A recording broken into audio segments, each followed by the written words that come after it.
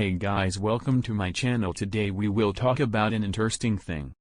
And it's about the fruits, and this is our all favorite. Banana. We all know about banana. Looks like curve. Let's go try to know about the shape of banana. Why it looks like a curve.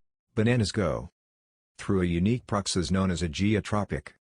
Banana follow normally negative geotropic process.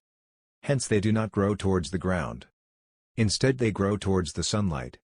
The reason for this particular growth pattern followed by bananas is that very first bananas were grown in rainforest.